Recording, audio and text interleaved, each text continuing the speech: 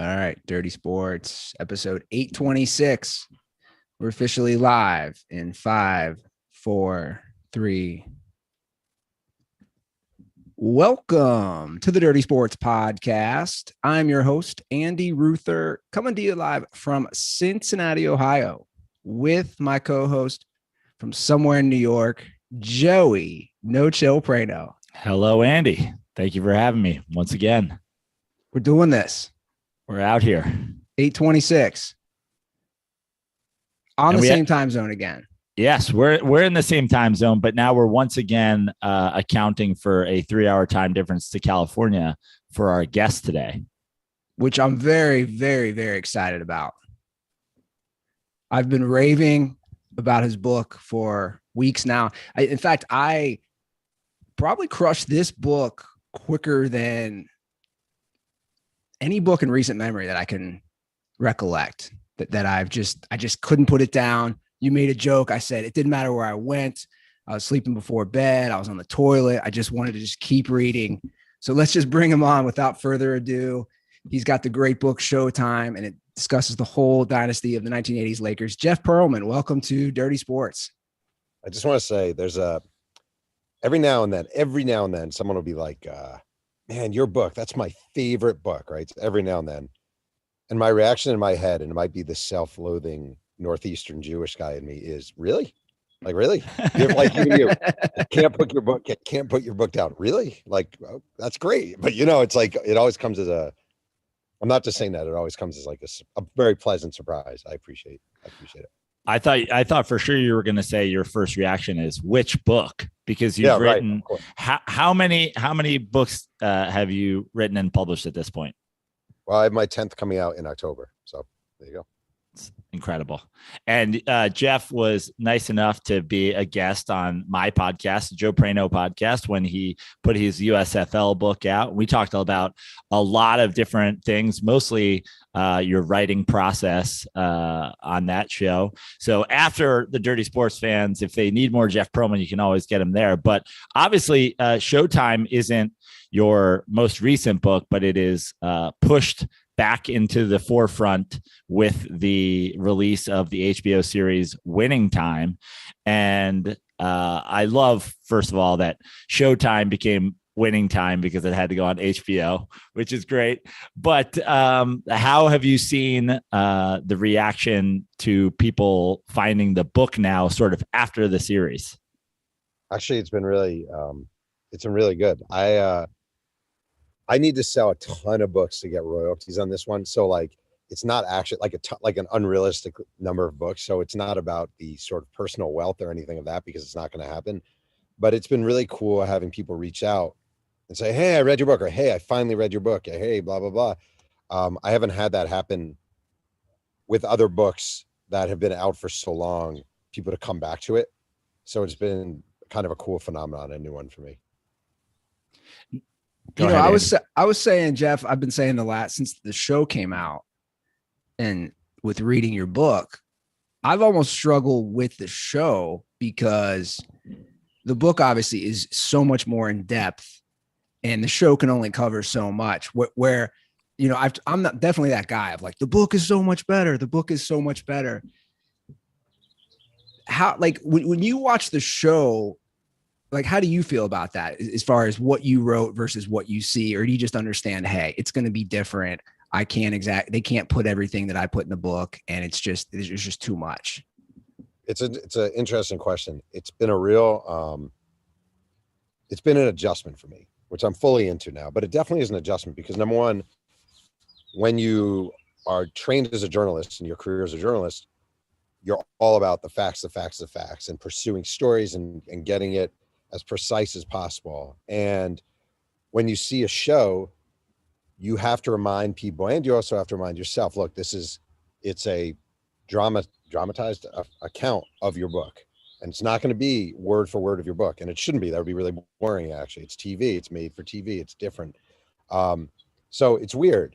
It actually is really weird. It's strange. And I'll have people say, like, all the time, wait, I don't remember that from your book. And I'm like, well, that wasn't in my book. Or wait, the book really goes into this more. And I'm like, well, it's a 450 page book. So of course it's going to. So it's a lot of adjustment. Number one, just watching it, and I do love the show, but it is an adjustment watching it, and it's also an adjustment. Every week, I play pickup basketball every Sunday morning, and every week there's some guy at pickup basketball who's like, I don't know, man. I watched a show and that was in your book, or your book was blah, blah, blah. And I'm like, I don't know what to tell you, man. We've gone over this 17 times. I don't know what to tell you. Shoot the ball. Just shoot the ball. Good shoot.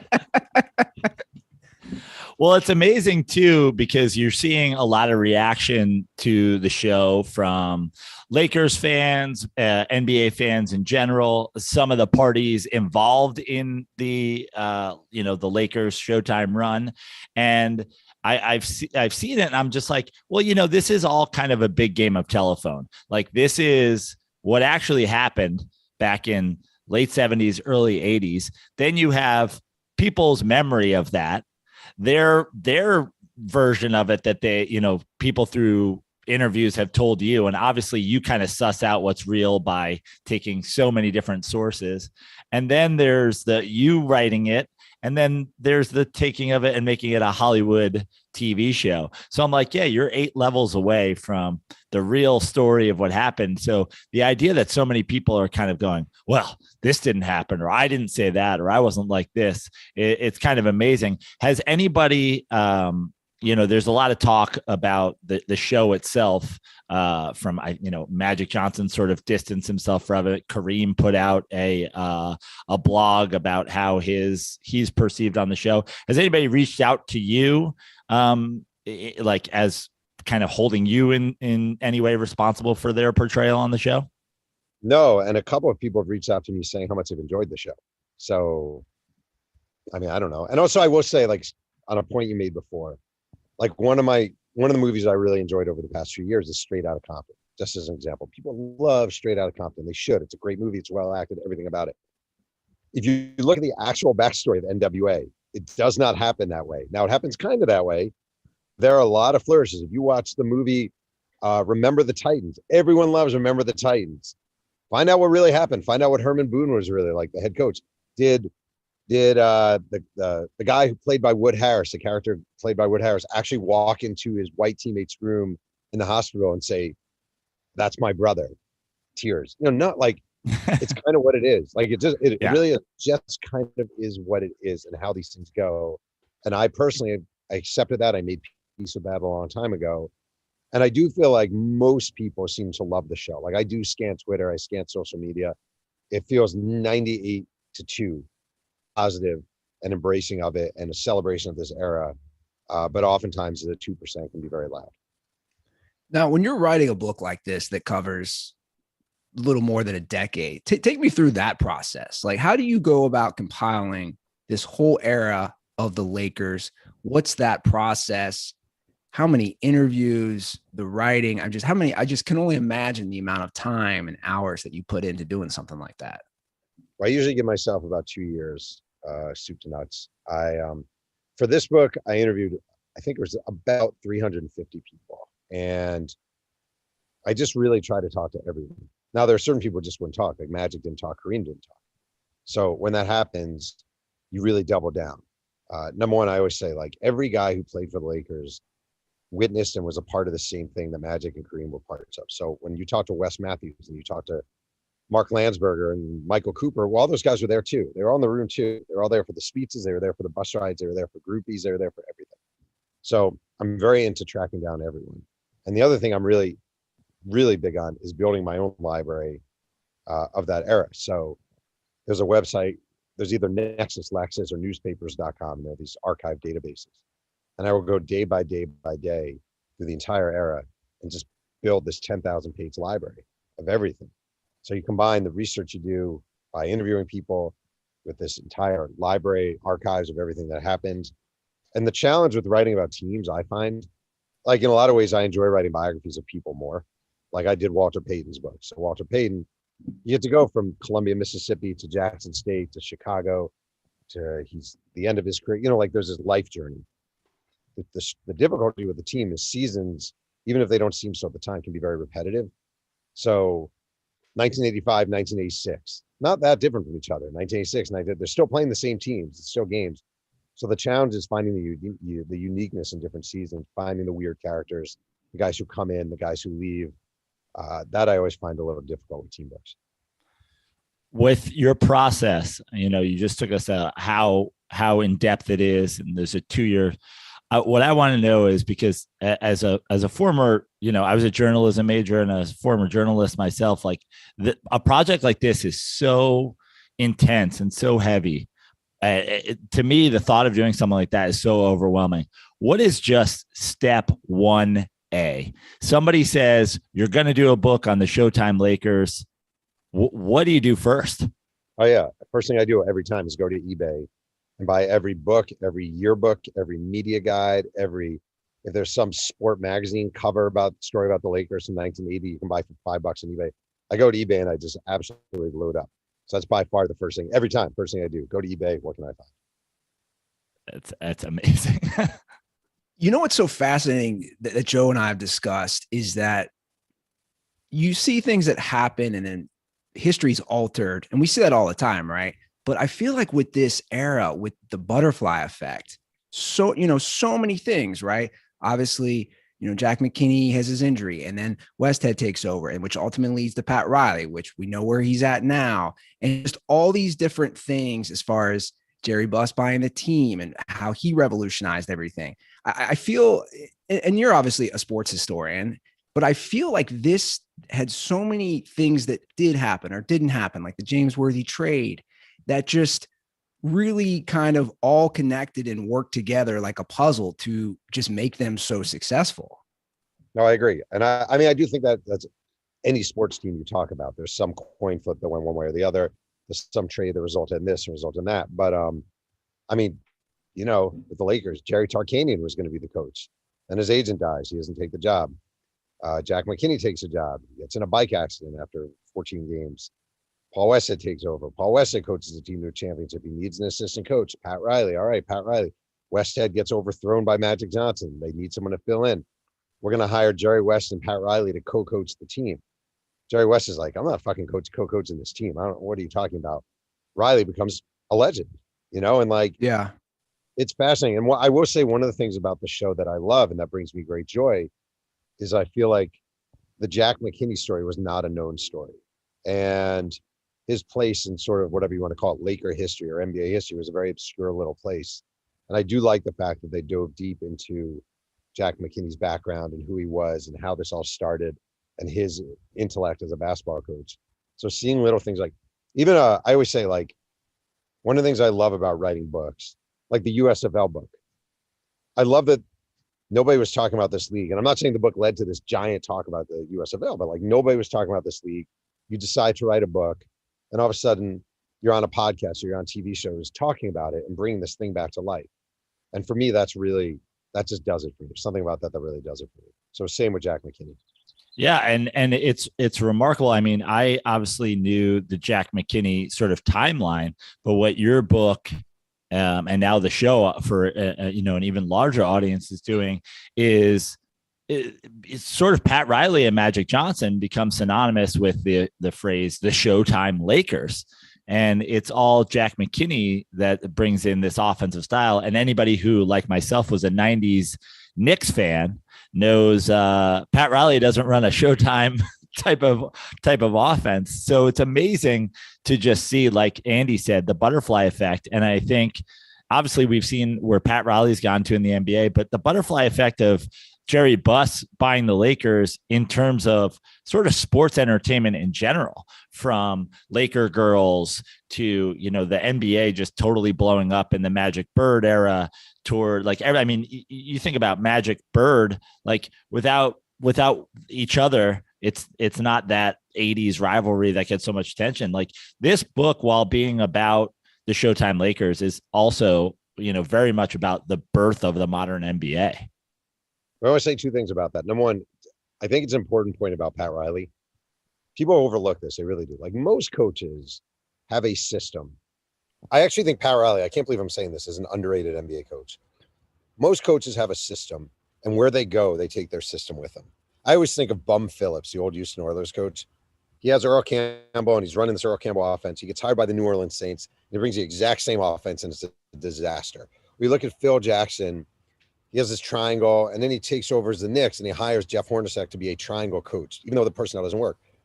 Pat Riley's transition from being the Showtime coach of the Lakers to coming to the Knicks and saying, all right, I have Anthony Mason, I have Charles Oakley, I have Patrick Ewing. We're just going to beat the snot out of people is unbelievable. Like he adjusted to his players. I think that's one of the most underrated things a coach has ever done is being able to morph like that. To your point, I think when everything I love and hate about the modern NBA goes right to Jerry Buss. Like when you're sitting at a game and you don't have a second to think to yourself in any kind of quiet whatsoever, because you have to hear like some Rihanna song blaring at, like that's Jerry Buss. When there's a bunch of people doing, well, obviously the dancers come out, that's Jerry Buss. When they have contests, that's Jerry Buss. Any piped in music, that's Jerry Buss.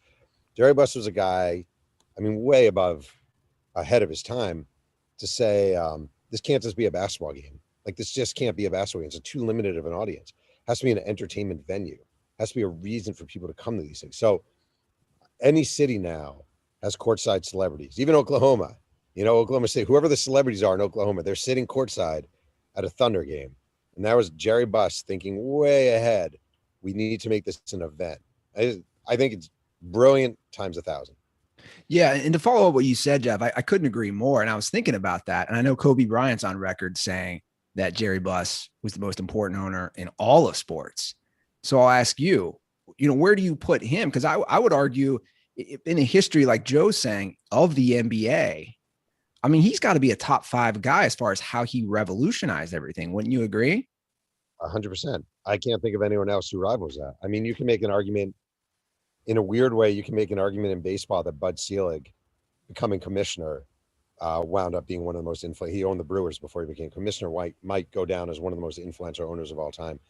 But I think as far as an impact on the entire league and changing, the NBA, when he joined the NBA, the show isn't lying. Like it was a quote 2 black league where the finals were on tape delay in certain areas and the ratings sucked. And he saw the potential for the league and he saw the potential in Magic Johnson. I just think everything with the NBA goes on a very high arc since that happens. Now, speaking of Jerry Buss and the Buss family, Jeannie was someone who spoke to you for your book. And if I believe I read on your Twitter or on one of your Substacks that you post that she has since sort of become unavailable to you. Do you know what happened in that relationship? Is that something that she said this happened? No, I actually don't know. So I'm not just making that up. I assume it has to do with the show. But I always say, like, I really mean this. Like, I actually get it. Like, I 100% get it. Like, I don't really get not talking to me, but I get like, you're the Lakers. The show comes along. Hey, we're going to use your logos. Hey, we're going to use your players. Hey, we're going to make the forum. Hey, Jeannie Buss, we're going to tell your story, an interpretive version of your story. We're going to feature it about your dad, but who, by the way, died, who meant everything to you. And we're going to make this a Lakers story. And, millions of people are going to watch it. We're going to put it on a huge network and we're going to make this show. And it's going to be about you. And guess how much we're going to pay you for this? $0. And and you're going to guess how much creative control you're going to have? $0. Like I always say, I get it. But on the flip side, especially considering the dog shit year the Lakers had, I think the show is great for the Lakers. I think it is great for the Lakers. I think it has people talking about the Lakers. The show is a positive show, despite what people may say. Like, it's a very warm embrace of the NBA of that time period and certainly of the franchise. And I kind of feel like if the Lakers decided tomorrow, you know what, let's change our approach on this one. Let's actually have Quincy Isaiah and Solomon Hughes and John C. Let's have those guys sit courtside next game and let's show them on the screen and let's actually show a commercial for Winning Time. Let's see how to me, it's a no-brainer. Like, why wouldn't you? I just think it's so positive about the Lakers, especially during a time period when people are not feeling very good. And it seems like the issue is for a lot of the people that are involved in the show is like a very personal, like it doesn't seem like a lot of people are complaining about the portrayal of the Showtime Lakers and the 80s Lakers. It seems like everybody that has an issue with it is saying, here, I don't like how I look. Obviously, you didn't talk to Kareem for your book, but you put together from all his teammates and his coaches and people involved, his story. And I know he's on record, like yourself. He has a great Substack newsletter, and his reaction to the show was, that everybody's sort of being painted as a one-note character. Now, we actually have had on our show before David Zucker, one of the writer-director of Airplane, who had nothing but great things to say about Kareem, and has, posted on his Substack, on Kareem's Substack, a response comment saying, he would never tell a kid to fuck off, and he was a great guy, and we had nothing but love working for him. All right. So I guess a few things on that. Number one, I reached out to Kareem every way you could reach out to Kareem to talk for my book. He said no. It's his right to say no. Okay. But I always find it weird when people complain about the way they're portrayed when they could have impacted the way they were portrayed. Just saying. Kareem has the worst publicist on the planet. He has a publicist who works for him, I will not say her name, who has been so damaging to his image and his reputation. He does almost nothing unless he's getting paid, which, again, I get it. You're right. But she's poison. She's actually poison to his reputation. And she's done so much damage to his reputation. He's a brilliant guy. He's hugely influential. I consider him the greatest basketball player of all time. I really do. But he and his crew put out so many toxins into the world that it's hard for people to say, or it's hard for anyone to be overly sympathetic to. The portrayal of Kareem should have been more of this or more of that. Like, you've had so many chances and you keep shitting on it. So I don't really know what to say about that. And as for him, I'm not saying he told the kid on Airplane to fuck off, but there are plenty of examples of Kareem telling people to fuck off or get out of my face, or I'm not signing for you, or get away, kid. I mean, I interviewed so many guys for my book who discussed Kareem, the surliness and the moodiness. So did he say it literally to the kid playing on Airplane? No, probably not. Did he say it to a lot of people? Yeah, he did. So fuck you. I don't know. Right. and again, like you said, this is the next level of everything that you've written is in an over 400 page book. And then, Adam McKay and the folks at Winning Time take what they have. Now, my question for you in regards to that is, what's that process like, Jeff? Like, how does this show come about and become from your book? Like, obviously the story of the Showtime Lakers is long and storied, and yours is one of the many things written about it, obviously probably the most in-depth. How do you end up getting involved in being the person that they come to and say, we want to option your book for the show? So it actually goes back to 2014, and a screenwriter named Jim Hecht reached out to me, and I'd never heard of him. And I looked him up, and his real only credit was Ice Age 2, The Meltdown, which nothing's wrong with Ice Age 2, The Meltdown, but what does this have to do with anything? So he's pretty persistent. I want to buy the rights to your book. I really think this could be a great TV series, blah, blah, blah, blah, blah. I was living in New Rochelle, New York at the time. And Easter 2014, he shows up at my house. And he comes bearing a tomato, a bottle of imitation wine drink, and a block of chocolate. And he's like, hey, I'm here, and I really love this book, and blah, blah, blah, blah, blah. And they're drilling outside my house. Can you hear that? Are you picking that up? No. Thank God. Good. Yeah, good. Let me know if you do. And because we've been living with it for 2 weeks. He shows up, and he has his stuff. And my wife is like, who is this guy? And I'm like, I don't know. And he comes over, and he eats family dinner with us, Easter dinner, 2 Jews on Easter. He's like, I just really believe in this. I really think this is great. I think this could be something. And I did something you shouldn't do, which is I gave him the rights to the book for X amount of time to shop it without getting any money. And every now and then he would call me and update me.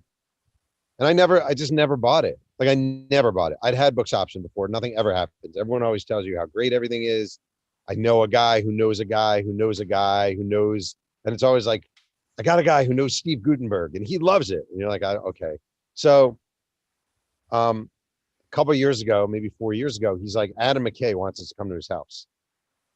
And I don't know who that is. I really don't know who that is. And I Google Adam McKay, and I'm like, oh, that's cool. And we go to his house, and we're sitting there. It's the three of us. He loves the book, and he's really into it. And I still don't believe it. I'm like, okay. Then I get a contract from HBO. And I swear, I still don't believe it. Just a contract. We want to option the, rights to it. And okay. And then one day I'm home, and a friend of mine from college named Adrian Lewin sends me a link to either Variety or something article. And I think it was John C. Reilly agrees to star in HBO series. And you read it, it's like based on the book by Jeff Pearlman. Then there's a follow-up article. Adrian Brody agrees to sign. And then when it was Sally Field, I went into my wife's, she was working here, and I'm like, all right, a huge female actor just agreed to be in my show. You get 2 guesses. Think as big as you can get. She goes, Meryl Streep. I go, no. She goes, Sally Field. I go, yes. And I think when I saw Sally Field, that was kind of the moment where I was like, holy shit. You're like, it's happening. It's really happening. It's really happening. They like me. They really like me. So, well, and I'll say that's something that's been great about the show. I mean, they really have assembled just an amazing cast. And I think, like you said, it's mostly been all positive. I think that's why it's caught fire so well, is that it's a great cast, it's great acting, it's a great storyline. And like last night's episode, I mean, that's the thing about me is it's not just the history for people who don't know anything about the Lakers. I think it shines a light on just we put these athletes on a pedestal, right? And I think a lot of times we don't look at them as humans at all. And I think that has been a great way to see that, how the show portrays everything. Yeah, I agree. I think it's cool. It gives you an inside look into it all. It's fun. It's, there's a wink and a nod to it a little bit, the whole show, I think. And the thing is, I'm gonna be totally honest about something. And I was thinking about this last night. You just said the reason the show has caught fire. Has it, like, sometimes when you live in a bubble and you're in your own little house and you're going about your thing, you can't fully tell. Has the show caught fire? Well, let me put it this way. I was in LA. It's where Joe and I met. During COVID, I came back here. I'm from Cincinnati. Here's how I know the show's real popular. I live in Cincinnati. We haven't had an NBA team since the Royals. Yep. All my buddies or my brothers, they're all watching this. And you know what I'm saying? And a lot of them aren't big NBA fans, is my point. Or some of them aren't even the biggest sports fans. I think a lot of people have a lot of interest in this show because, again, it's giving a different angle that you don't normally see. Because I think with how many sports dramatization shows have there really been as a series? I mean, Friday Night Lights is kind of the biggie. Sure. No, for sure. But that's what I'm saying. I think with this now, it just shows a different light, and it shines a different light on these athletes. And especially, for me, just so you know, Jeff, like for me, so I was born at the end of 81. So this is all learning for me as far as my memories of the Lakers growing up in Ohio. It's funny. I was thinking about this the other day. Like, we're a big college basketball town, and my dad went to Xavier, and I used to go to Xavier, and there was no NBA, right? But I remember this is what's been kind of fun for me. I just remember my dad always being like, I love Magic Johnson. He's always smiling. He's so happy. And it's funny, like as a young child, as a 7-8-year-old, like those were some of my early memories of the Lakers, which obviously is talked about. And then, with your book, you go in depth as far as everything that else was going on with him off the court. And I think that, I assume that's probably do you think that's why Magic is shying away from all this, that he doesn't want all the sexual escapades that he had? He doesn't want to relive that. No, I think he's not making money off of it. That's what it is. I'm not speaking for him. My guess is, and again, I don't actually have a problem with that. I actually get it. Again, you're going to tell my story and you're not going to pay me a dime. Why am I? So I get it. And also he has the Hulu series out, which supposedly is really good. So I'm not, I'm all for it. And I guess there's probably part of it. The thing is, it's really interesting. Definitely in my career in sports journalism, you see this. It's hard. I wrote Brett Favre's biography. Okay. I wrote the definitive biography of Brett Favre. Brett Favre would not talk for this book. Brett Favre sent dick pictures to a woman on, with his phone, so if you're Brett Favre and this guy's writing a book about you and that has to be in the book, I could see 2 approaches to that. Number one, I want to take control of this and actually have as much to do with it as possible. But the other is I want to run as far fucking away from this as possible, because this is really going to be a really unflattering moment. And it's going to be a big part of the book. So if you're Magic and you've had this successful career, this hugely successful career, and you have this cultivated this beautiful image, which is great. Maybe you're like, maybe it's kind of like what you say. Maybe, why do I want to go back into this? Why do I want to talk about all the women I had sex with when I was 25 years old, when I'm so far removed from that? So there are probably a bunch of different motivations. Two questions for you based on kind of that response. One, while you were watching Winning Time, is there anything that you saw that you were amazed at how big of a leap they took for the fictionalized TV version compared to what you wrote? Or was there any moment that you were like, wow, they really took some liberties there? Because obviously they open every show up with, this is a dramatization of real life. You know, none of this is necessarily fact. I'll give you one, and they'll probably kill me for it, but it's not such a big deal. I was watching last night. The actor who plays Dr. J looks like he's 50. In fact, he is 50. He's my age. And Dr. J was 30. And I got comments from everyone, so I don't feel it's like giving like, how old is Dr. J? I'm like, he was 30. I don't know what they were thinking there. Like, I actually think, because the show has been so brilliantly cast, like brilliantly cast. Yeah. I mean, Magic, Kareem, brilliant, just brilliant. I do think that they missed a little bit. They cast a guy who was way too old to be Dr. J. Yeah, I mean, I'm trying to think. I thought they did McKinney's Crash brilliantly and perfectly. I don't know. I mean,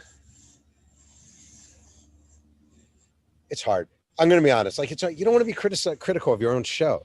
Sure. You know, like, and I'm going to be honest, like, I see how hard people unlike Magic, you are making some money on it. So it's not even that. I swear to God, it's not about that. I'm not like getting rich off this.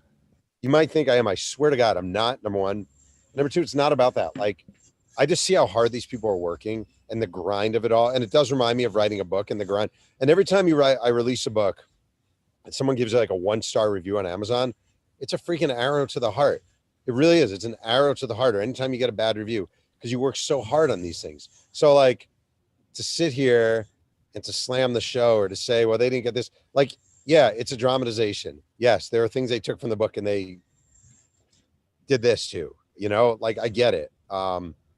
It's weird as an author sometimes, but it would be kind of dickish of me, just being honest, to come on here and sort of be like, well, this isn't right and this isn't right. I don't like this, because I do respect the effort overall. The second part of my question is going back to your process. You know, you said Kareem and Magic, two guys, it probably, you know, besides Jerry Buss, the two people most remembered as, you know, the Showtime Lakers.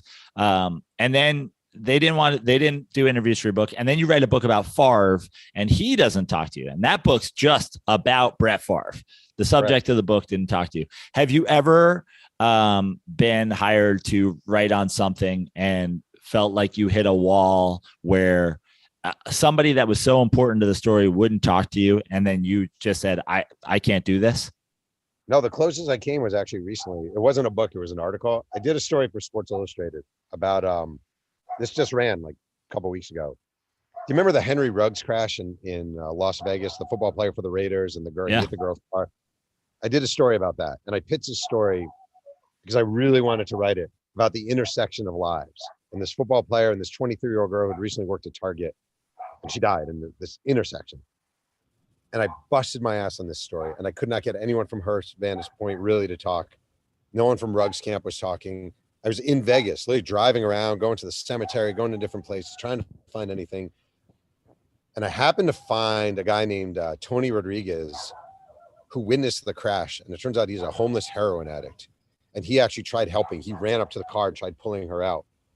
And I was as close as I've ever come to quitting on the story with that, because I just thought, I'm not getting this. No one's talking to me. This is a waste of time. And my wife was like, you don't quit on stories. She's like, don't quit on stories. You don't quit on stories.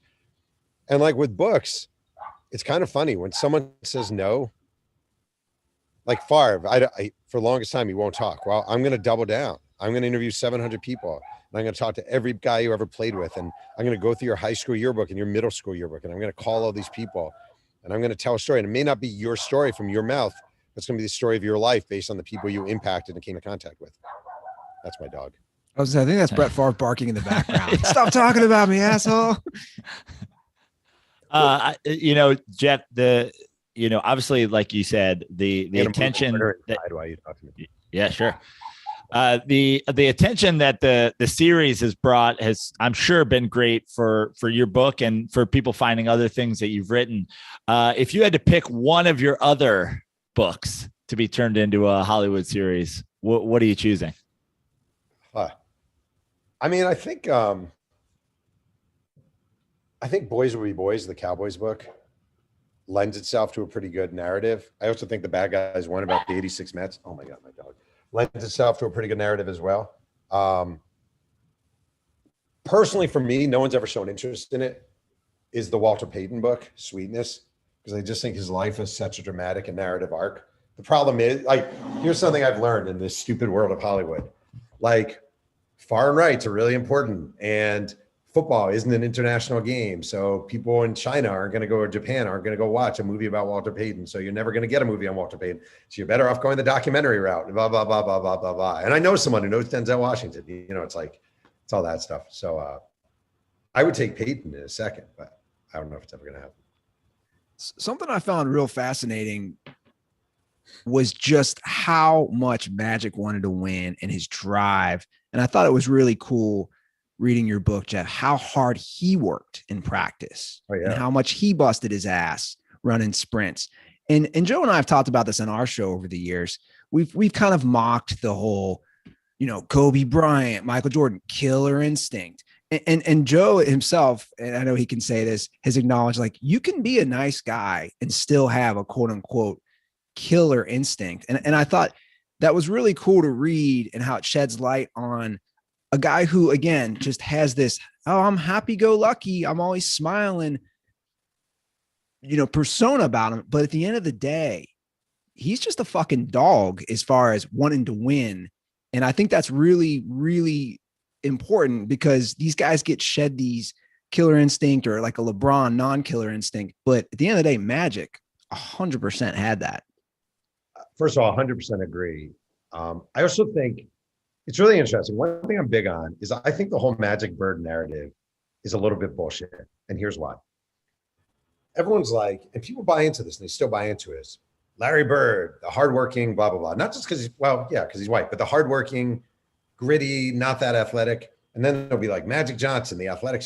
Like, I'm sorry, like, Larry Bird is a better athlete than 99.9% of the world. When people are like, oh, he's not that athletic. Really? Larry Bird isn't that, like, it's a ridiculous statement to make. And it's been said a million times. Larry Bird, not that great of an athlete. The guy's a freaking world-class athlete. Played in the NBA for 14 years or whatever. Like, that is, you cannot be a shitty athlete and be Larry Bird. It's impossible. He was not just a good athlete, an exceptional athlete.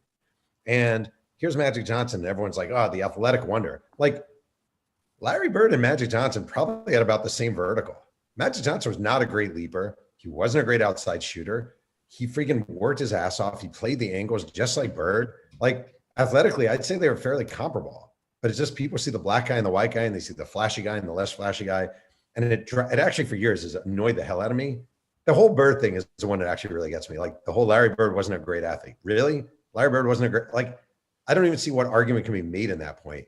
And yeah, Magic was freaking driven beyond driven. And the other guy who doesn't get his credit really is Kareem. I mean, Kareem was driven hardcore and, like, took a beating in the way Shaq took a beating, except he didn't have Shaq's size, and like back then you really could. So, like, every night when Kareem was playing in the 80s, you were getting your shit kicked out of you by Mark Eaton or James Donaldson or Darryl Dawkins. And these were big physical guys when fouls weren't called as leniently as they are today.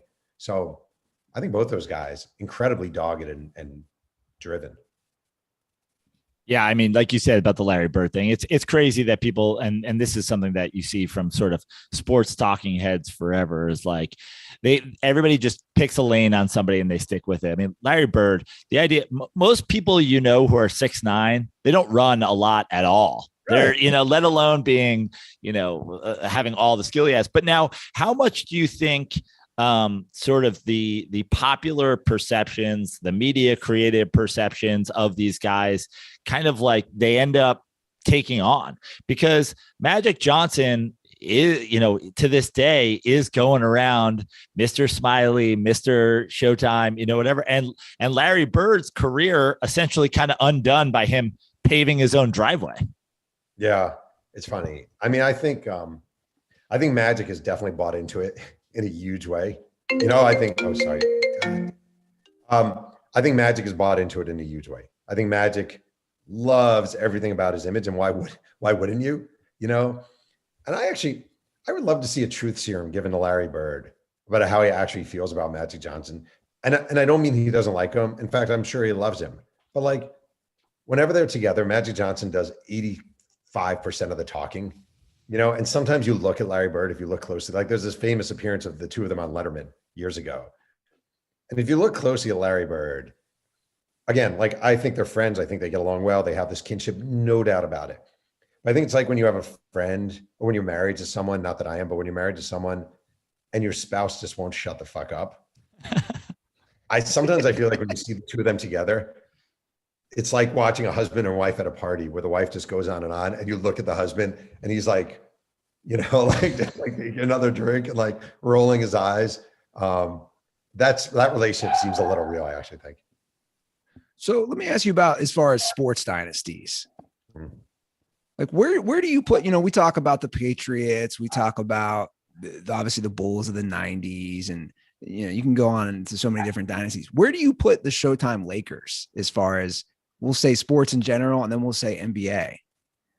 I mean, high in that high area. They're not the biggest rivalry they're not the biggest dynasty of all time. You have to go back. I mean, if you want to be geeky about it, you go back to the Yankees of the 1920s with sure. And obviously the Jordan Bulls dynasty is huge, and the Celtics with Bill Russell, you know, and Cousy and that team, those teams. I think they're a top 10. The thing is, like, I just think if you look at their cultural impact, if you add that to it, it's much higher. And like the cultural impact of the Lakers and Magic Johnson really did. Magic and Bird coming together along at that time, having just played for the national championship in college, in the most watched college basketball game of all time. That was a sonic boom for the NBA. So, like, are the Lakers the greatest dynasty in NBA history? No. Are they the greatest dynasty in sports history? Not even close. But I think you could take their impact, the societal impact, and rival it with any dynasty or any sort of run that a team's been on ever.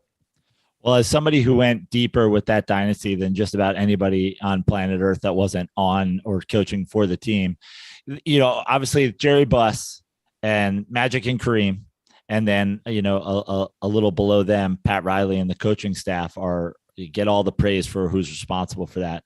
As somebody who's, you know, in the bowels of that team, who's the next man up? Who's the unsung hero of the Lakers dynasty? Who's the guy that doesn't get the credit he deserves?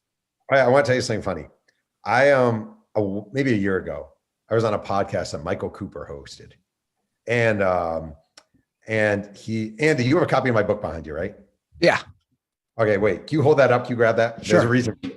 He goes, Jeff, here's my question for you. Why is AC Green on the cover instead of me? Right here. And I got to say, that's a freaking good question. Like, that's a very good question. And I was like, I don't really know what to tell you. That's a fair freaking question. It's AC Green, important, key player, best virgin to ever play in the NBA by far, unless there's something we don't know. Does he belong on the cover with like Magic, Kareem, and Riley and Worthy? No. So if we go past, I mean, I think the big four are obviously Riley, Magic, Kareem, Worthy, and then obviously Jerry Buss. So 5.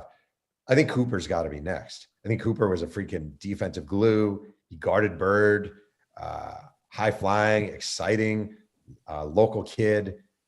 So I think Cooper, and then right after that would be because they were traded for each other, is the Norm Nixon, Byron Scott hybrid, those two guys and sort of what they brought to the team.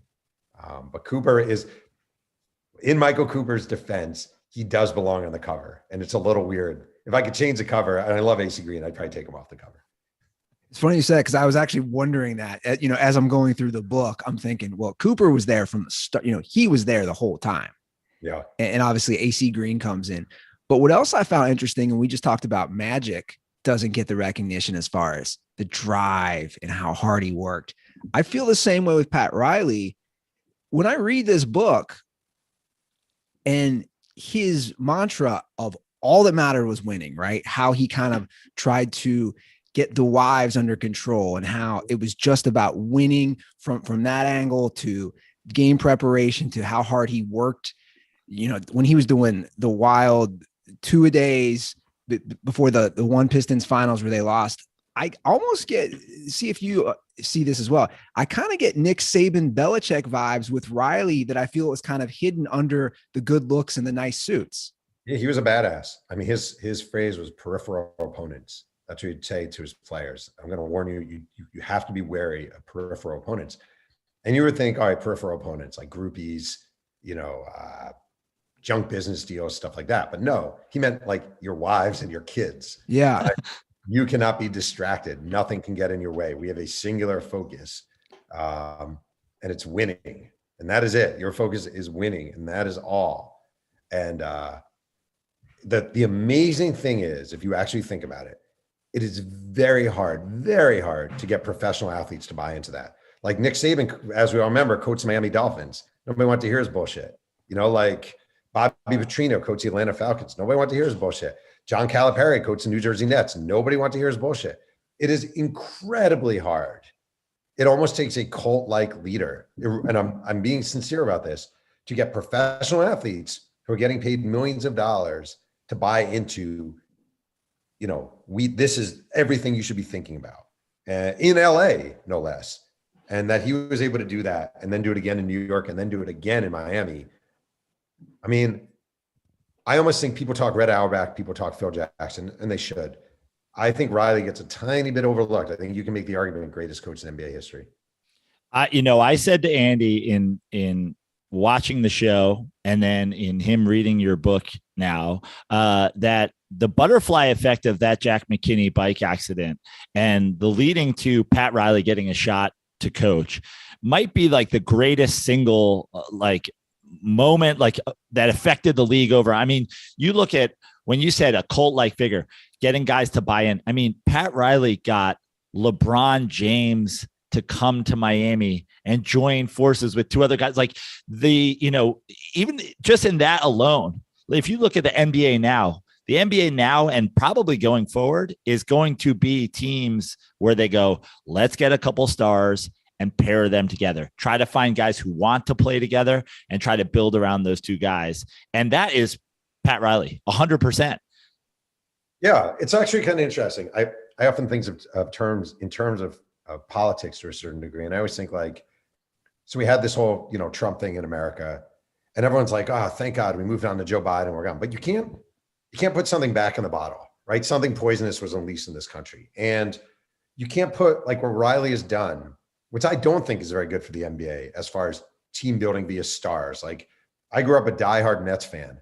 I freaking hate the Nets now. I find them unlikable and just what's the fun of building like that? I don't even see the joy of it. You win a championship. Wow. Because you paid the three highest stars and got them playing. Like, where's the joy of building? But I think that's the way it is now. And it's just what it is, and that's Riley. Again, the impact that he's had is enormous, whether you like it or not. And I like a lot of it and I hate some of it, but the impact he had is enormous. Well, Jeff, I know you're on limited time and you got to go, but now that I'm a Hollywood bigwig, I got to go in the pool and then I have Madonna. I just dated myself by making Madonna reference. I know I could do better. But. I want to ask you one quick question before you go, because I've read a number of your books and I think guys go on Amazon and just put Jeff Pearlman's name in. And if you're not an NBA fan, I promise he's written things about whatever sport it is you love. I found you obviously originally through your John Rocker piece and then the Bad Guys Won, because I'm a diehard Mets fan. But good year for this year. Yeah, right. It's not too bad. Hopefully you'll be writing a book about this Mets team one day. Nobody's buying a baseball book anymore. That's sad. Yeah. Anyway. I'll buy all the copies if you eventually write the Steve Cohen era Mets book. But the question I have for you, sort of overall, of all the things you did, you do such intense research and you go so deep, and that's what makes your books so great. What is the single wildest discovery, the single wildest fact that jumps out to you as something you were like, well, didn't see that coming? Oh, well, when I wrote Walter Payton's book, and I just want to preface this by saying I freaking love Walter Payton. He's one of my favorite athletes of all time. early on, early on in the process, I went to Jackson State to meet his brother, Eddie, who was at the time the golf coach at Jackson State. And I just read Walter Payton's autobiography. He wrote an autobiography called Never Die Easy that came out actually after he died. And it's just this glowing Walter Payton portrait. And I said to Eddie, I'm like, man, your brother, is he just almost like too good to be true? It was a naive question. And Eddie's like, And when I was researching Walter Payton, he's inducted into the Hall of Fame, the Pro Football Hall of Fame. And his wife was in the first row and his girlfriend was in the third row. And it was really awkward. And the whole week, Walter Payton's handlers are keeping them apart. Okay. Keeping them apart. Wife's name is Connie. And after the ceremony is over, Connie goes to one of Walter's people and says, I want to meet her. And, whoa, what? I want to meet her. And Walter Payton's wife and Walter Payton's girlfriend, who are sitting 2 rows apart at the Hall of Fame induction ceremony, sit down in the lobby of a hotel in Canton. And Connie says to the girlfriend, basically, I don't give a shit. You can have him. Wow. And that I got to say, I did not see coming. Wow. Yeah. That's pretty wild. That's wow. Wow. And to be honest, like you report stuff like that, and I can tell the story now in hindsight. When you write a biography of someone, like a definitive deep dive, and you find out stuff like that, you know you have to use it because I mean, there was a Bill Cosby biography that came out only a couple of years before all the revelations came out.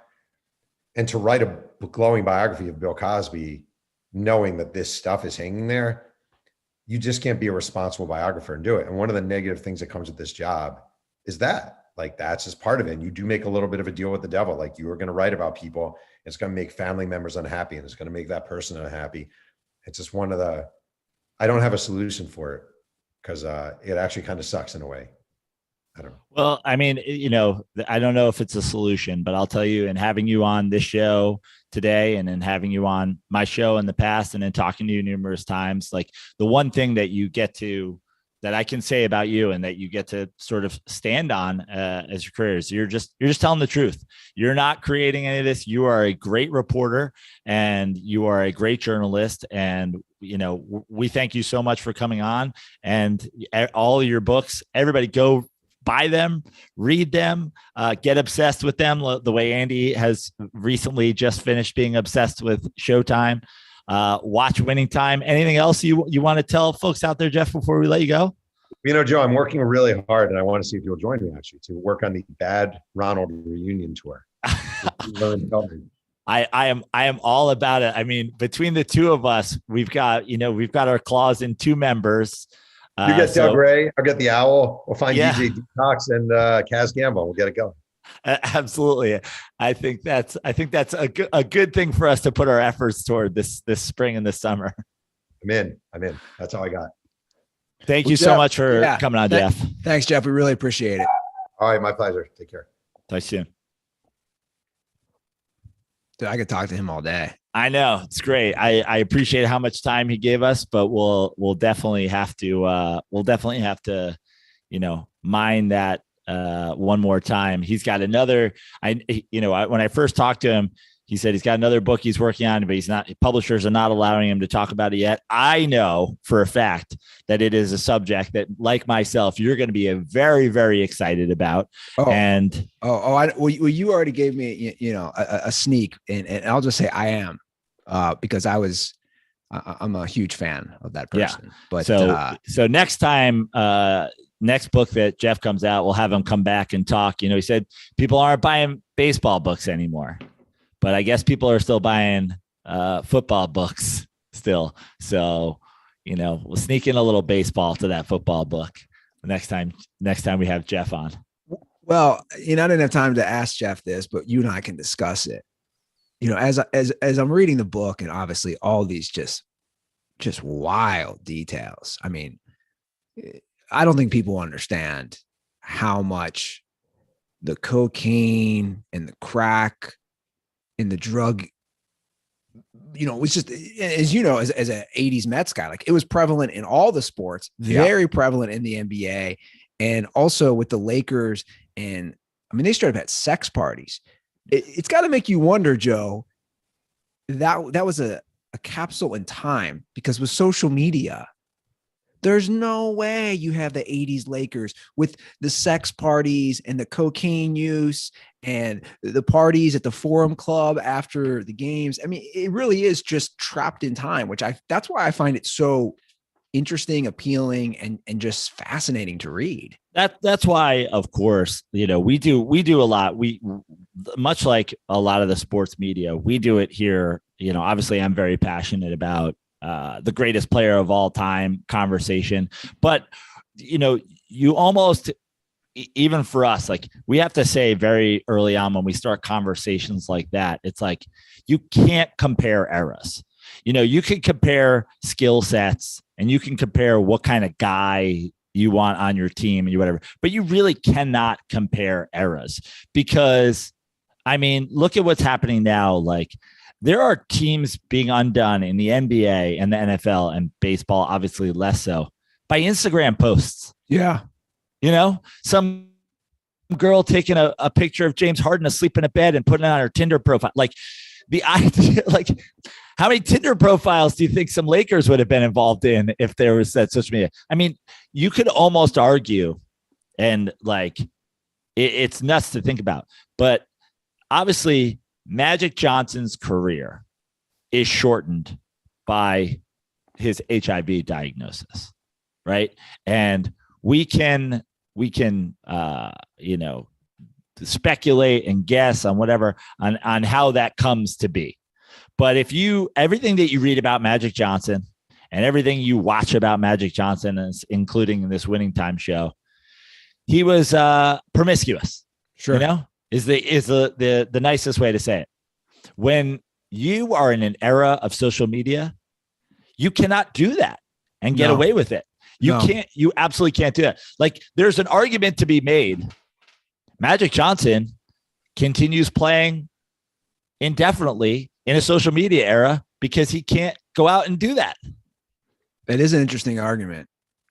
By the way, after reading the book, I just found myself, and again, I'm not just saying this. This is truly how I feel. I finished it on Saturday. I wanted more. I wanted more about this Lakers and about the Showtime era. So the book ends with his HIV announcement.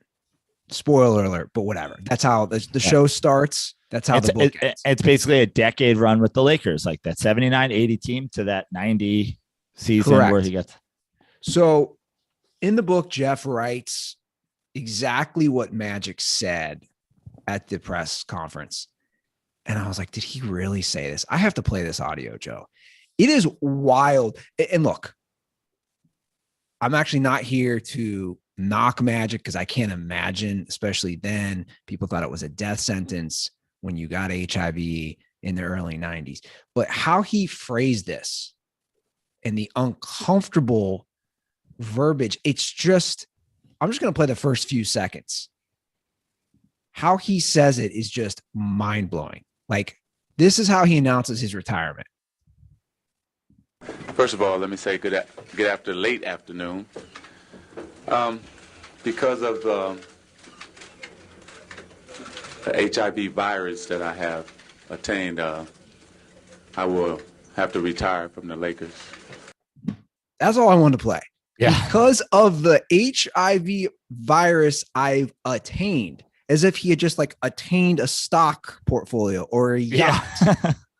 I just can't believe he said, because of the HIV virus I've attained. Like, you hate to laugh, but it's a comedic moment for me. Obviously, we're comedians, and you just at the time, especially now. I mean, the only defense you can make of Magic in the way he positioned that is the same defense that we make to all the jokes that were made, all the negative reactions, the Karl Malone, like all the things. Is like, it was a wild time. Oh my God! And so people knew so little. I mean, we've talked about on this show, I have my sort of ongoing joke about whatever. We're not going to recap. But anyway, that, it was so unknown. That's almost like, it's so Magic Johnson, but I'm sure they gave him that my point is that's the Magic Johnson tweets of HIV announcements. But do you think that's what I want to know? You would think he had something scripted. There's no way they said because of the HIV virus I've attained. Yeah. Dude, you attain a new house. You don't attain AIDS. Yeah. like, where were you? I want to ask you that because I vividly remember the next day or that night. I can tell you where I was. I remember going to my buddy's house. I was in the 4th grade. And I remember discussing it with his mom. And we were like, Magic Johnson has HIV. You know, like you couldn't even wrap your head around it. It was such a colossal announcement and bombshell. You couldn't even process it, even as like a 10-year-old boy. Because at the time, you know, that's going on when you're a kid and you're a young sports fan. You know, you're not a 40-something that's reading the New York Times every day. Yeah. There's HIV and AIDS stories out there here and there a little bit that come across your worldview as a kid or as a young adult, as opposed to, again, somebody who's like, you know, getting their weekly world news. This is the introduction to HIV. It was for a lot of people. This is pre, you know, Tom Hanks in Philadelphia. This is pre Pedro on The Real World. This is pre like a lot of things that were other young people's like this for me. Like I remember, you know, there being an after school movie or there being like thing or, you know, I feel like I was more sort of in touch with what's going on in the world than your average 10-year-old. But for me, it's like, okay, this is real. It's like OJ, the OJ thing. I learned everything. My introduction to the legal system was OJ.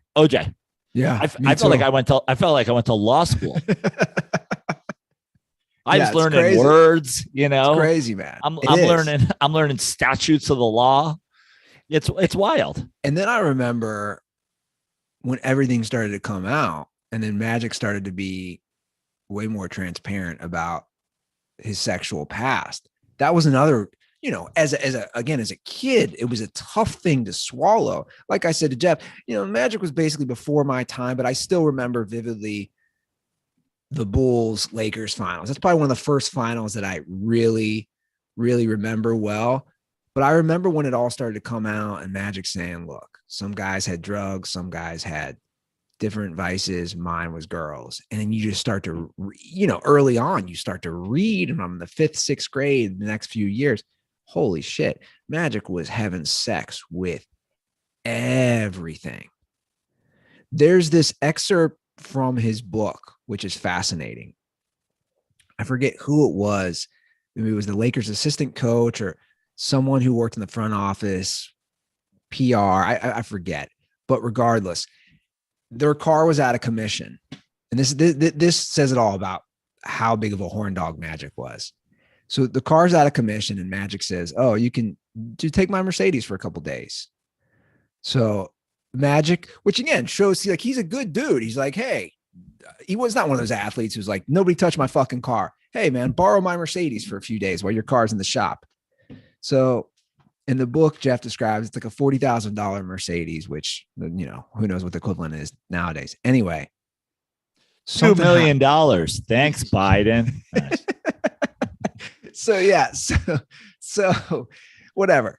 Something happens to the car, and it literally basically like goes up, like inflate. Like I don't know what this dude did. I don't know if it was the trainer, which was Gary Vitti. I forget who it was. Regardless, somebody he lent it to. The car goes up, and he shows up to practice, and the car is completely gone. And he's like, "Dude, I'm sorry, Magic. Your Mercedes Benz is ruined." And in the book, Magic doesn't even act mad about the car. He says, did you save the girl's number from the glove compartment that I just like it was in the glove compartment of the middle console. And the guy was like, no, seriously, Magic, your car, I don't know if you think your car's gone. It's done for. And again, Magic's like, I don't care about that. Did you save the number? And to me, that small story, right, is a microcosm of just how much sex Magic was having. It was just lube all over the engine that ignited. He kept his lube on the engine to keep it warm. Yeah, man. I found myself down some clips. I found one with him and Oprah saying he never wore condoms ever, like ever. And of course, we're not going to go there. But then it reminded me of our conversations in the past with contracting HIV. But well, Andy, I know we have other sports stories. Yeah, I'd like to get into about. NBA now. So we'll put a button on the Jeff Pearlman interview. Thanks again to Jeff Pearlman for coming on. I really can't express enough to our listeners out there. Something that's happening in sort of media today is like we're doing these fast turnarounds of everybody's story. There's currently shows about the Uber exec and WeWork and Theranos, whatever. Like these are stories that happened like 8 years ago that we're now making like TV shows and movies about. But in the world of sports, Jeff is the guy. This is like, you want to go back and you want to get the story of the 86 Mets, the Cowboys dynasty, the Lakers dynasty, the second Lakers dynasty with Shaq and Kobe, the USFL, all that stuff. Jeff's books are awesome. And we thank him for coming on. The one thing that I really took away from his interview, like the standout thing that I was really, I really liked hearing from him, because this is a conversation that's been going on regarding the Winning Time show and people's reaction, whether it be Magic or Kareem, Jerry West, the Buss family, whoever, is when he said, if you don't participate, like I'm writing a book about you one way or the other. I agree. I really like. If you don't participate, you have an opportunity to tell your side of the story. Correct. And if you don't, other people are going to tell your side for you. And I thought that was a really, really cool. Obviously, he, like we talked about, he is not responsible for every single thing that is being portrayed on Winning Time. Their Hollywoodization of it isn't. But for him, for his books, I think that's a really, really cool way of looking at it. It's like, listen, I'm writing a Brett Favre book, whether you like it or not. I suggest you just talk to me about it. Sure. I totally agree. And I think that's a great point, especially when you look at Showtime. He got everybody else, man. Yeah. He got everybody else to talk. The Buss family, he became really tight with Jeannie Buss. I read some articles in the LA Times about that. Jeannie Buss was showing up when Jeff was teaching some courses. Like they were that tight to speak. I mean, he got everybody but Kareem and Magic. And if you don't like the way you're portrayed, everyone else, like he said, is there. You're hanging out with Michael Cooper all the time, man.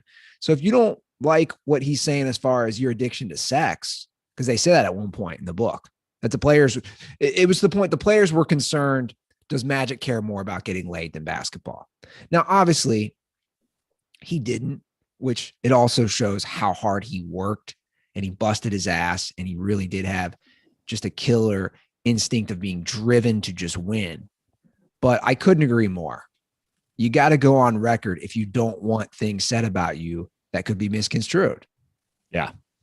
Now, I think we should segue. We talk about Pat Riley in the book to the current day Heat. And I can't help but think of him again, like you said. He got LeBron. He got Bosh to go. Now it seems to be working. They've already made one finals with Jimmy Butler. Here they are again, looking really good in the first round. And again, the architect, as always, Pat Riley. Well, Jeff said, arguably the greatest coach in NBA history. I'm a huge Pat Riley guy. Yeah. I'd argue that's a tough sell. With Popovich, with what Phil Jackson was able to accomplish. Now we can talk at length about, what Phil Jackson, the talent Phil Jackson had as compared to the talent Pat Riley ever had.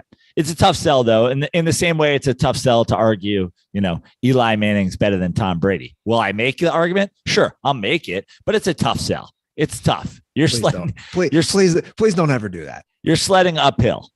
But as far as coach / exec, I don't think there's a close second, because we talked about it with Jeff, and Jeff said, "Oh, I don't like the way the NBA is going with we're putting a lot of stars together." This Heat are a 1 seed. They're not doing that right now. No, they're not. This is not the strategy. I would argue Jimmy Butler, when they go and acquire him, not even a superstar. No, I'd argue Jimmy Butler currently not a superstar. No, and he was damaged goods coming from Minnesota. They're a 0 superstar team. Yeah. They're the 1 seed. They're looking really good. Yeah. I totally agree. They have pieces that have fit together. Now they've drafted well. They've added some nice signings again, but they really are. They are a non-superstar team. I'd almost go so far as to say I've watched the scheming mind of Pat Riley personally, going back to that Lakers team, obviously in depth with his time at the Knicks. I sort of, dive in head first to the Pat Riley. I watch him with the Heat because they're battling the Knicks. I watch him with the Heat with the Shaq. I watch him with the Heat with the LeBron. I'd almost go so far as to say the genius of Pat Riley was like, hey, in this moment where I can go out and get LeBron and Bosh and Wade, I can put together a mini dynasty. When the whole league starts doing it, dare I say he is actively playing a game against what the rest of the league is doing, which he started. Oh, every team out there is going to hamper themselves with 2 max contracts and try to fill out a roster around those guys of budget players. Well, if the whole league's doing that, what if I go out and get hella value guys? I get Lowry on the cheap. I get Butler on the cheap. I get I have the sharpshooters that I get out of the draft. Like, I'm going to almost say Pat Riley's current strategy for winning is a blueprint that he created to beat Pat Riley's old style of winning. That is bonkers. No, that's a great point. I never thought of that. And it's true. Because right now, if you look at the Eastern Conference, they're obviously playing great. The Bucks are playing great. The Celtics are playing. You have a lot of teams. And you talk about the star power. I mean, the Brooklyn experiment I know Kyrie didn't play enough games, and I know it was disjointed and James Harden, but yeah, dude, I in a way, I think I don't know if it's good or bad for the overall league, them getting their ass kicked in this series. I always feel like you need a villain, right? You need a heel, and Brooklyn would be that villain if they kept winning. Here's where I think it is good for the league. It's good for the league. And I said this about this Nets team because remember, my Knicks trade Kristaps Porzingis for pennies on the dollar solely to get into the 2 max contract race. 2 max contract race being Kevin Durant, and at the time everybody kind of knew he wanted Kyrie to come with him. People scoffed at me when I said I'm a Knicks fan and I would love Kevin Durant, but I don't want him if he's coming with Kyrie Irving. There are battles with me on Twitter with people who are defending Kyrie Irving and Kyrie Irving's talent. The reason I think this is good for the league, I will say this. I believe this Nets team has been wholly undone by Kyrie Irving and just Kyrie Irving. Forget Steve Nash is a green coach. Forget Kevin Durant was injured. James Harden leaves because he's sick of dealing with the Kyrie Irving situation. Steve Nash is a D'Antoni disciple and the ultimate pass first point guard.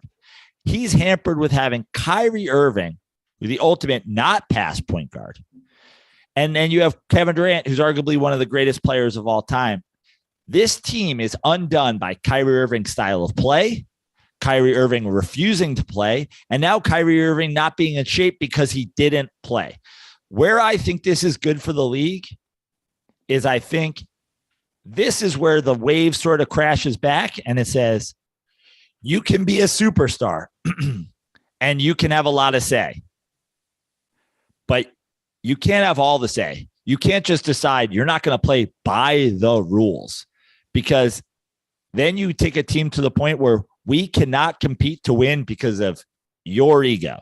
So hopefully more teams go, we're not going to deal with a Kyrie Irving type. And I think that is good for the league.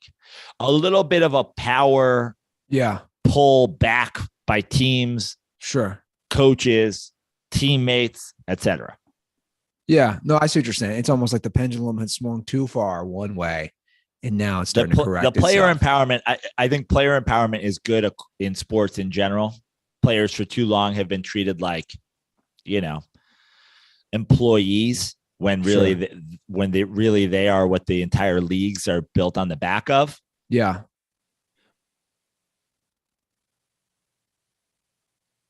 But Kyrie is an example of it going too far, and Ben Simmons is an example of it going too far. And both of those guys are on the Nets, and the Nets are getting their absolute ass kicked. I always forget. And they're being embarrassed. Oh, he's so insignificant to me at this point. I forget Ben Simmons exists. I'll be honest. I don't know if that's dramatic, but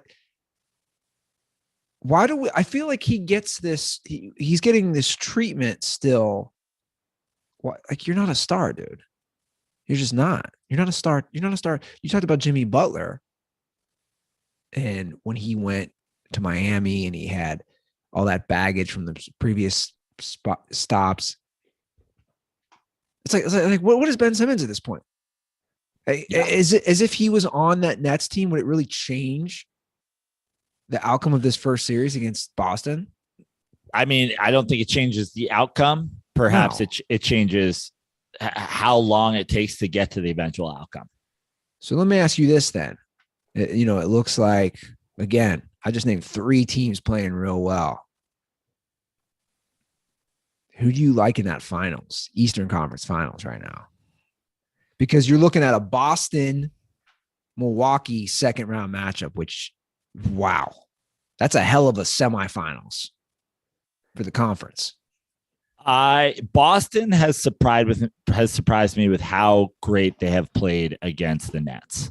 And I think they're flying with some confidence, and they're going to fly into the next series with some confidence. That being said, I think the Bucks, it may be a tough series and anything can happen in should it go a game 7 and injuries and blah, blah, blah. We never know. But on paper, 2 teams being what they are, it seems crazy not to go with what is a team that is been incredible in the second half of the year, has figured out their team defense, and is dominating a first round series against a team that I thought would give them trouble just on the talent level alone. I still think the Bucks get to an Eastern Conference Finals. You like the Heat as well? I do. And somebody asked me yesterday, and I said, gun to my head, I go, Bucks go back to the finals, but it's just so hard to repeat that I could see any one of those 3 teams making the finals. I think Philly is still a little flawed from a coaching standpoint, but like, they're not out of the mix too. That the conference semifinals in the East, if it's those 4 teams, is going to be about as high quality of a conference semifinals as we've seen in a while. Yeah, I agree. I don't rule out any 4 of them going, but I think if I had to rank them, I would maybe go Milwaukee, Miami, almost like a 1A, 1B, and then a Philly Boston is almost a 3A, 3B, as you know, you give that second place to whatever team is Sure. the 1B. And then moving out west, a lot of competitive series, a lot of series seemingly all. I mean, we've got to talk about we got to do this. I mean, once again, the Ruther curse rears its head in a major sport. I mean, Brandon Ingram is single-handedly keeping the Pelicans there. The Andy Ruther curse. I mean, you called Brandon Ingram a bust. I don't think you said capital B bust. I think you said capital bust, like all letters in bust capitalized. You were like, this dude is. I hated watching him in the Lakers, man. I just thought he was such garbage. Imagine him on the Lakers now. Well, again, it's a lot of times it's about, with anything in life, it's about a change of scenery. It's about who you're playing with. It obviously did not work out on the Lakers. So, and I love to see it. First of all, a guy overcoming the Ruther curse, not that it's really overcoming. I mean, if anything, it hoists somebody to new levels of greatness, combined with my boy, CJ McCollum. You got to love what the Pelicans. I mean, the Pelicans making that a series is that's good for the NBA. Yeah. Also, again, injury, you take out Devin Booker, man. Come on. Sure. Like, I don't think this is a series Devin Booker's playing. Sure. But I mean, that Suns team is in the NBA finals last year. The Pelicans have to play their way into an 8 seed. Sure. I just think if he's healthy, it's 3-1 right now. Like without a doubt. And the series will be over. Chris Paul had 4 points last night. Yeah.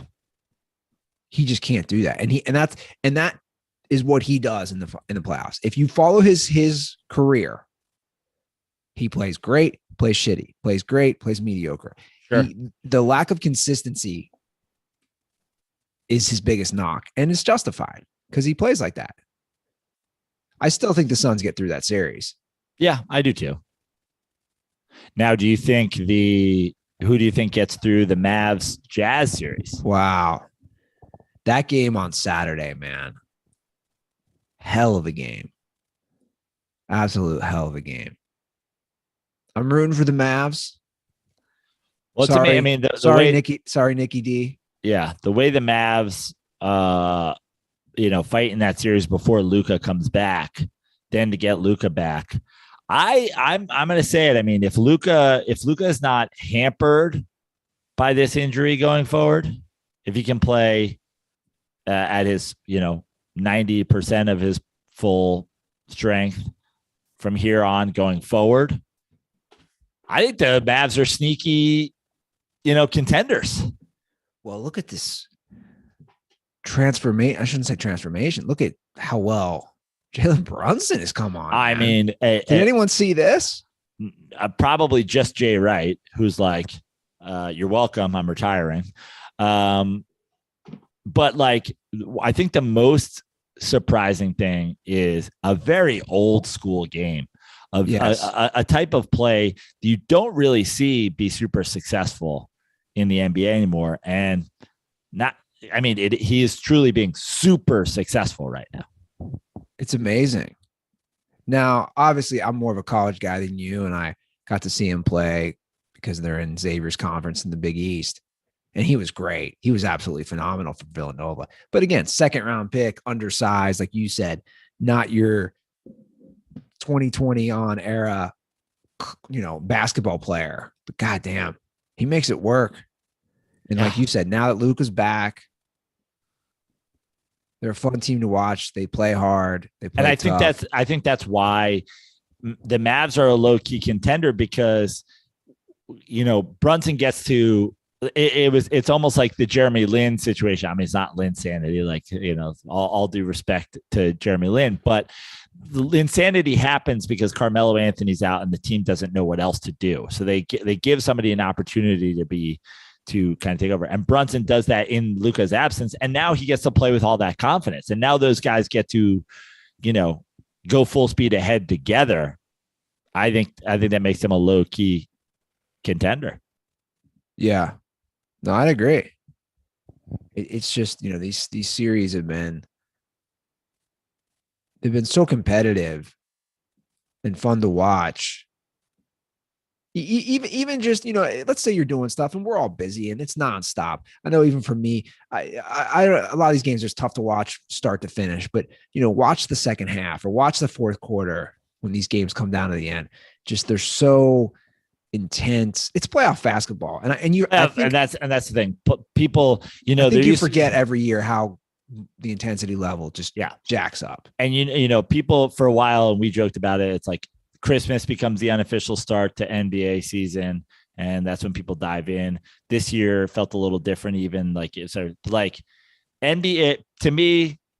In terms of basketball, I know people love March Madness, and I love people like whatever, but like NBA playoff basketball to me is kind of as good as sports gets when you talk about the athleticism involved, the quality of play, the way they raise the level. You're taking all the shitty teams out of the mix at that point. And especially, I mean, we're in a first round that's very competitive kind of across the board, but next round, that's going to be. Yeah, next round will be great. It's going to be, athletic competition that is truly the highest level. Well, I have to bring this up because I just don't get this. Is there something I'm missing? We're talking college and NBA. Is this Chet Holmgren guy really going to be the number 1 overall pick?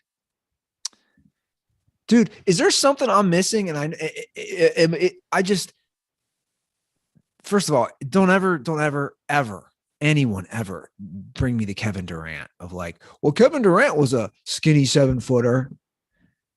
Dude, he was not. This Chet Holmgren guy, I just feel reeks so hard of a. Can you imagine this guy as a number 1 overall pick as a bust?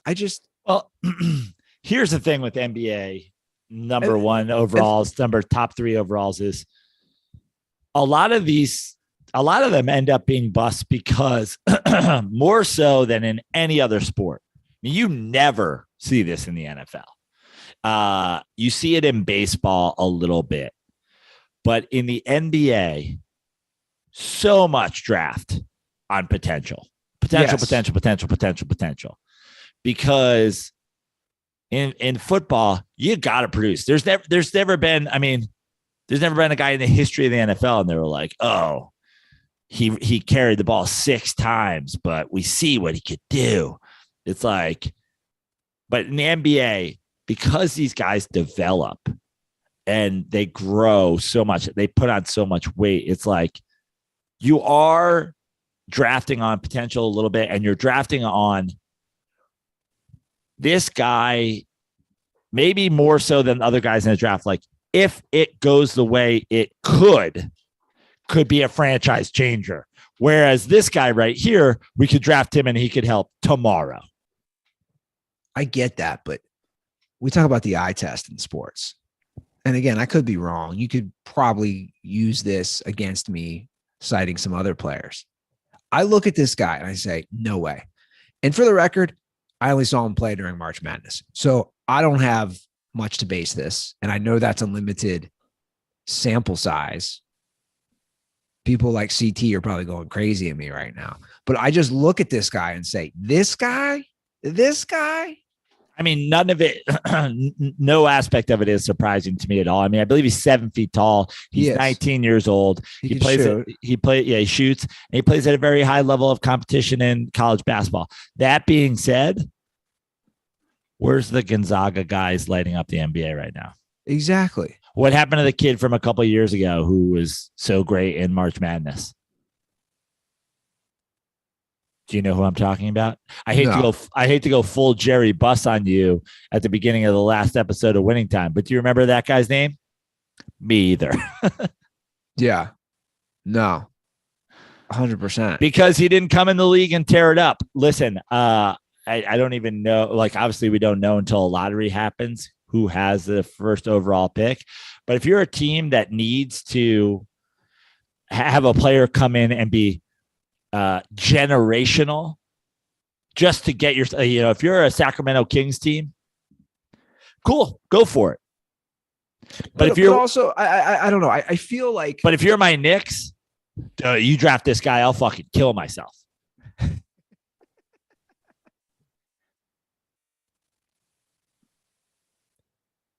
it's crazy too. Not that you draft on marketing, but we talk about the marketability. And that's one thing that made Magic Johnson so great as the number 1 overall pick. What the hell is the marketability of Chet Holmgren? I don't know. Him and Chet Hanks put out a rap album. Now that I would listen to. Yeah. 2 Chets?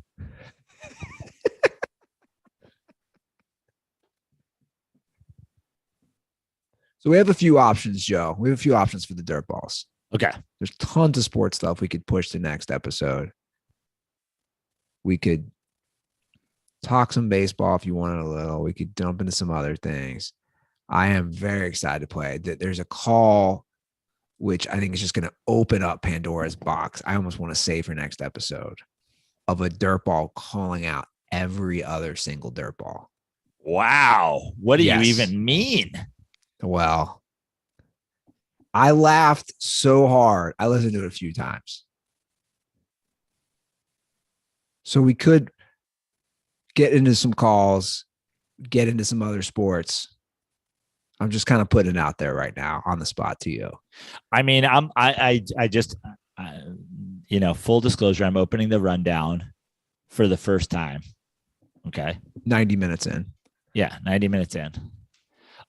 There's, in terms of others, in terms of sports news, I'll just say right up front, like I'm in our rundown. Then the top 3 stories. I know you lead every rundown with the NFL. But well, that's just it's just right. No, I know we don't have to discuss any. I know, but those can all be kind of skipped. I agree. If you want to talk, if you want to dabble in the MLB for a little bit, we already talked, obviously, the NBA. If you want to dabble in the MLB a little bit and some of these other sports news, we can do that. And if there's any dirtball calls you want to tear into after that, or we can save all dirtball calls for next episode. Let's save the dirtball calls for next episode. 310-359-8365. I know I'm giving a big tease for this call out. It's pretty funny.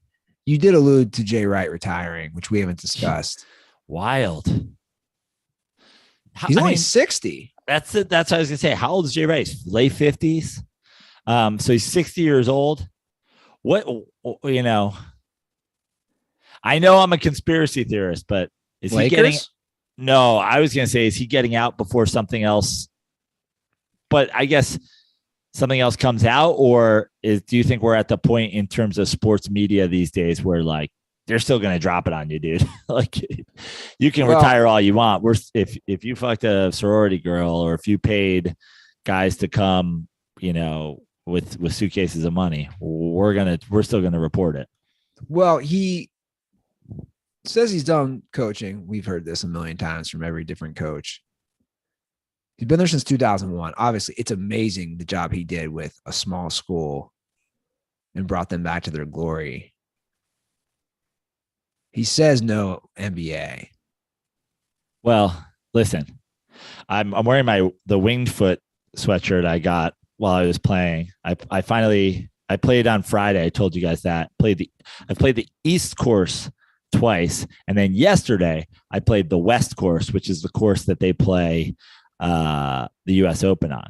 I can tell you, as I was teeing off on the par 3 third, with the backdrop of the green, a gigantic, beautiful, literally course side mansion owned by Rick Pitino, that you shouldn't trust coaches when they say they're done coaching. Yeah, for sure. That's a huge blow for them. And that's a huge blow for the Big East, too. That's a high profile coach. You have a blue blood team that's always going to compete for a Final Four. And they've been putting out some nice NBA players, as we see with the current crop right now. Yeah. I did want to bring up this Wimbledon story. I just don't understand it. Where is Peng Shui? This doesn't make sense. I've never heard anything like this. I don't even know what you're talking about. Sorry. Well, it's kind of related. Wimbledon is banning Russian athletes because of the war. I don't understand. Dude, if you're a Russian athlete, what the hell do you have to do with your country invading? And everyone's speaking out against this.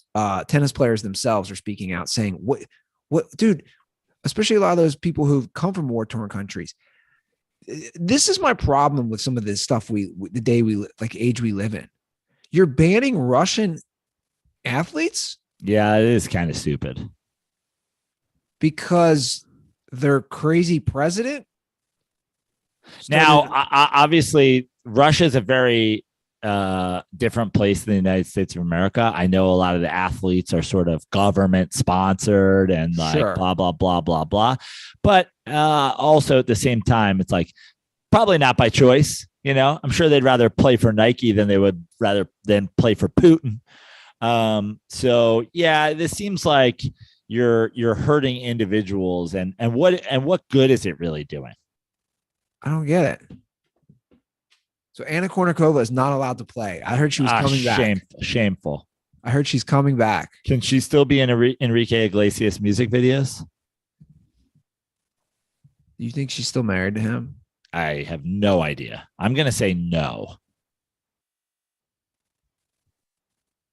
Is she still married to Enrique Iglesias? Come on. I don't care about her tennis career, personal life. Were they ever actually married? Okay. They started dating in 2001 with the Escape video. They reportedly split again, all via Wikipedia, in 2013, but reconciled. It sounds like they're still together. Who would have thought Anna Kournikova and Enrique Iglesias are 20 plus years, a few children later? They have children together. 3 kids. It's unbelievable. Guys, if Anna Kournikova and Enrique Iglesias can make it work, anybody can make it work. That's a good way of looking at it. If 2 super rich people can make it work, you too can make it work. Yeah. But I haven't heard. Can be your hero, baby. Remember, he would sing songs. You're like, he doesn't even know what he's saying. You could hear him not knowing. It's like when my brother sings La Bamba. It's like when Mikey does La Bamba for karaoke. He's like, he has no idea what he's saying, but he knows every word perfectly. Mikey's slipping into the Joe Prano, Andy Ruther group text. Yeah. What did he slip in with last night? I forget. Every time he slips into the text with us, it's always something calling funny. You out for something. Was it what was it? You have your phone there? Yeah. Oh yeah. First he said that somebody should punch in the other side of your head because you hadn't seen Rad, which I'm still amazed about. And then he put the meme up. I can't unsee this, that a toilet bowl from the top looks just like the Cincinnati Reds it's logo. Funny. That's going around, by the way. People have DM'd me that. The Reds logo does look like the top, the aerial view of a toilet seat sideways. That's pretty funny. That's like epic Mikey Prano text as well. Yeah. Hey, the Reds won a game. They ended the 11-game winning streak. We're back, baby. Mazel tov. I don't even want to get into the Reds today, Joe. I don't have the energy. I'm going to save it. I have some things I want to say, but they've definitely reached, I would call, a mid-90s Cincinnati Bengals level as far as the disdainment within the local fan base. I mean, when somebody's paying to fly an airplane with a sign above the stadium, you know things are either good or bad. And I say that because I am about to fly an airplane with a banner over Citi Field that says, "Need head, Steve Cohen?" I got you. Well, what's helping the Mets is everyone else is kind of stinking it up in the division. Oh, I mean, when you look at the standings, I believe every single I'm looking right now. I believe every single division in baseball is separated by one or less games. And the Mets have a 4-game lead on the second place Marlins. Yeah. Well, 2 games in the Central. The Cards are up 2. Or no, you're right. The Cards and Brewers are tied. Yeah. Correct. Yeah. Cards and Brewers aren't tied for very long. Mets are in St. Louis today. And for the next 2 days after this, old Bulldog, fucking motherfucker, taking the mound today in St. Louis. You fucking best fans. I'll show you fucking best fans of baseball. Don't fucking touch me. No, I don't want a fucking beer. Thank you very much. Get the fuck out of my face. He's a guy, man. Toaster raviolis. Where I'm from, you fucking boil raviolis. He's been pitching great. Yeah, exactly. Well, what we can do is jump more into that on Thursday with the calls, with more NBA. The truth is, we had the dessert first. We did with Jeff Pearlman, and so awesome for Jeff to come on. And so, can I want to do one more, giving props to Jeff Pearlman. He went live with us today. Yeah, I agree. There's a guy who's embroiled in, there's some controversy surrounding Winning Time. He's obviously responsible for it. There's, we didn't talk to him about it to keep him sort of out of the fray with that stuff. But, you can read at length about, like we said, Kareem's issues with it, Jerry West's sort of legal attack on the show, etc. But for him to come on during all that and to go live with us, pretty awesome. Yeah, I agree. And he didn't pull punches himself. I mean, he went after a few people. Yeah. So shout out to Jeff. Get his books. Follow him on Twitter, and subscribe to his Substack. Yeah, definitely read those books. Now that I've read one and I know his writing style, I know how easy of a read it is. What's next, you think? You think you'll go right into the other Lakers book? It's a good question. I was thinking about that last night. Walter Payton, he pushed the Payton, but he loves that one. That's a wild Walter Payton story. The girlfriend and wife sitting 2 rows apart. Or do you go with obviously my beloved, The Bad Guys Won? I was really hoping that would be what he said. He'd love to see made into a TV show next. Because let's be honest. If Adrian Brody can play Pat Riley, I can play fucking Keith Hernandez. I'll even go method and own a cat for a month. Well, there's rumors that his other book about the Lakers, the Kobe Shaq era, 3-ring circus, will turn into a series as well. I've heard they've already got Jimmy Kimmel penciled in to play Shaq. Oh, yeah.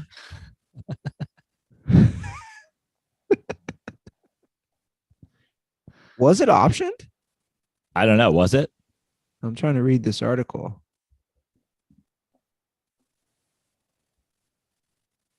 I don't know. I'm not seeing it here, but you know how things work. Once one thing connects, and then they decide, hey, that worked. People want more Lakers. Yep. And I think Jimmy Kimmel was available. Or he could just play Karl Malone, because Karl Malone was on one of those Lakers squads. Yeah. Maybe he plays Karl Malone in one of the later seasons of Winning Time when Karl Malone refuses to play on the court with Magic Johnson. That's right. Magic came back in 96. I forgot about that. Yeah. Oh, I remember that. He came back. He was like playing power forward. Like a few years later. Yeah. All right, guys. Follow us on Twitter, Instagram, The Dirty Sports. Subscribe to us on YouTube. That's how you enable those notifications. Notification. That's what you know when we go live. You can follow me on Elon Musk's Twitter at Andy Ruther. No one more excited than Andy Ruther that Elon Musk is buying Twitter. Oh, I'm stoked about it. I'm all for it. I'm all for it. Hey, Elon, when you buy Twitter, two things. One, like I tweeted today, verify OJ. And the second thing, can you unsuspend things white people like? That's all I care about. By the way, this is my Hail Mary. That's why I'm stoked about it. And the third thing is, can we start pumping Doge again, Elon? I would really appreciate that. I don't have a ton of Doge left, but I got enough where if you pumped it, it would be great. Okay. You can follow me on all social media at Joe Prano, except for except for Twitter, which is Fix Your Life. I am doing my favorite show tonight. I'm doing Frantic at 10 o'clock at the Stand in New York. And then I've got 2 shows Friday, one in Brooklyn and one again at the Stand late.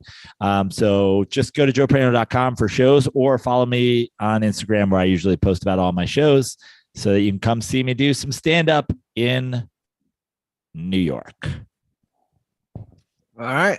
That is our show for this Monday, April 25th. Much love for everyone who tuned in or listened. Thank you guys. We'll be back in a few days. And as always, stay dirty.